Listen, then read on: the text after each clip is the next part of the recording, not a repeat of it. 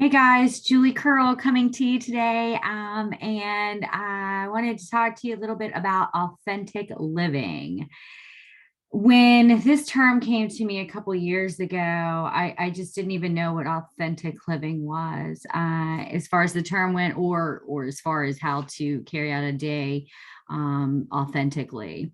Authentically would mean authentic self would mean like who you really are, what your core values are, who you are deep down inside.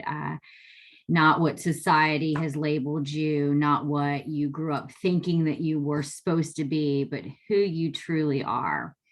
Um, 4 years ago, I started out on my recovery journey from alcoholism. And through the last 4 years, I have not only stopped drinking, but I have awakened to self awareness and finding out who I really am, and a lot of other things that I have battled throughout my entire life that have shaped the way that I was living.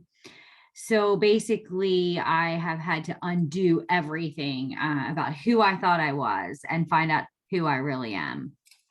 And during that process, I can't say it's always been easy, because it hasn't. There's been some definitely painful, hard truths that I had to discover about myself so that I could change those things and recover. And living authentically was one of them. And about a year, maybe almost a year and a half ago, I came across a book by Cindy Tram. And the book, it's called 40 Days Soul Fast. And it's your journey to authentic living. I was working at a location, and when we went into lockdown, basically from COVID, the first couple of weeks, first and foremost, I'm a peer recovery specialist. I work with people to share my experience, strength, and hope, and help them, or support them, I should say, support them along their recovery journey from mental illness and or drug and alcohol addiction. And with that being said, when we went and we started working from home at the beginning of COVID, I got called in, and I was working a little bit at a clinic closer to my home and taking temperatures of adolescent patients that were coming in to meet with their therapist. Long story short, there weren't that many coming in, and I was bored to tears. So I walked down to the local thrift store down the road, and I was like, okay, I'll get a book and I'll read that book while I'm waiting on clients to come in to get their temperatures taken. So I was browsing the shelf, and I came across this book, at the 40 Day Soul Fast, and I took it back to work, and it all but jumped off the shelf at me and was screaming like, take me, buy me. And I get back to work and I start reading a little bit of it and the preface, and I realized that this would be a really good book to do with a group of people. So I called two of my sober friends and asked them if they would like to start a book club. And they were on board. Within like 2 weeks, they had their books, and we started meeting, and we met for about 2 months. We would read, we would do uh, I think it was like a 5 day, it was 5 days, and then you had 2 days off. And we would do that, and then we would meet once a week, and we would go over our exercises from this 40-day soul fast. And let me tell you, I really figured out who I was really quickly by doing this prayer and meditation. And it was the beginning of my journey. And I found out what Julie liked, what she didn't like, the negative thoughts that I was telling myself, and the negative things that I would say about myself all the time, and had no clue that I talked so poorly about myself until I really paid attention to my thoughts.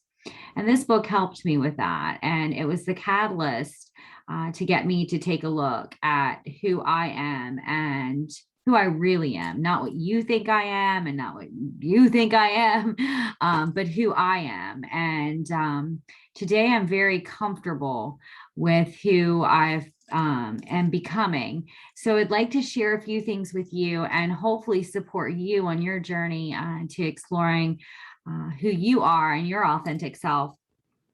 So, you know, being real. How are we real? How do we get to be real? We got to take that mask off. We've got to get vulnerable. Being vulnerable with another human being can be extremely difficult at first. Trust me, I remember. And saying I'm not okay, or I am okay, or just sharing depth about ourselves, sharing our secrets with someone else. I found I remember when I think I waited about a year before I came out of the closet about my alcoholism. My closest friends and family knew that I had gone to treatment and that I was sober, but I didn't come out on social media. I didn't tell anybody for the longest time until about that year mark. And then I came out, and it was like the chains were lifted. I feel like I was set free. It was something that, I was shameful of, and, that I had an addiction issue. I, and when I finally told people and started embracing it instead of using it to help others and to support others, but before that, it was shameful, and it was dirty, and it was gross, and I didn't want people to know that about me or judge me. And I found when I finally started telling people what was going on and who I am authentically, people loved me more. They accepted me more. They wanted to be around me more. That was something that I wasn't used to, and they kept telling me, we'll love you until you can love yourself. And, I couldn't understand, how could these people, relate, and why did they like me for being an alcoholic? And there's just so much to it, but I can promise you, it was one of the best things that I could have ever done, was to come out and say, this is what's going on with me and I need help. And then even a year into recovery, letting others know and sharing my experience, strength, and hope with others. And, my trials and tribulations. This is not pretty. Healing is not pretty. It's hard work, but I wanted to break free from those chains. And by being authentic, I really feel that I have this freedom that I've never had in my entire life. So, taking that mask off, getting vulnerable, acting and not reacting, give love first. I mean, that one has changed my life, being able to love others, to love myself. No is a complete sentence. If I don't want to do something, it's okay to say no. No, I want to sit at home tonight and, take a bath, or no, that's not healthy for me, or, and that to thy own self be true. You got to do it for yourself. You can't do it for somebody else. It's gotta be something that you want for yourself. Let's see, humble, humility, putting it all out there, breaking free. These are just some of the ways to authentic living. Focus on connections, not possessions. I found that I had a lot of codependency issues. And we'll touch more on that in another episode, because I could cover codependency all day long. But I had idols and strongholds, and I was putting things before God, and I couldn't figure out why, things were falling apart.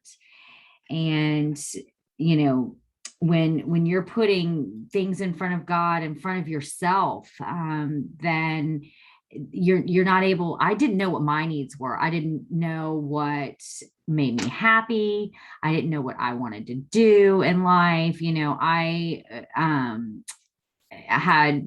I've been married twice, and then I went from relationship to relationship to relationship, and I would, want to please you and you and you. And what do you like to do? Okay, I like to do that now too. And that's not really who I authentically was. I didn't have my own identity. Today I do. And there's steps to doing those things. And, it's breaking free, and some of the things that I've just recently mentioned. But, let go of those idols. If there's a relationship that's in your way, sometimes we hold on to our kids and use our kids as idols, worshiping our children, putting them before God, putting our hobbies before God.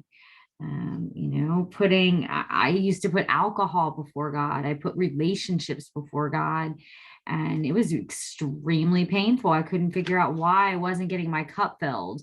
My cup wasn't being filled because I need to do that. I can't seek outside of myself and outside of God, for someone to make me happy. It's not going to happen. Trust me, I tried.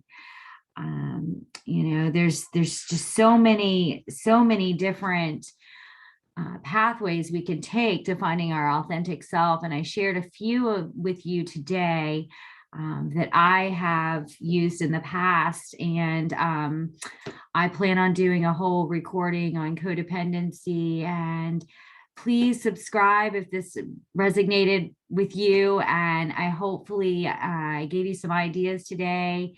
And I would love to give you some more as they come up. And thank you for being with me today. And I look forward to sharing more. Thanks so much. Have a great one. Bye.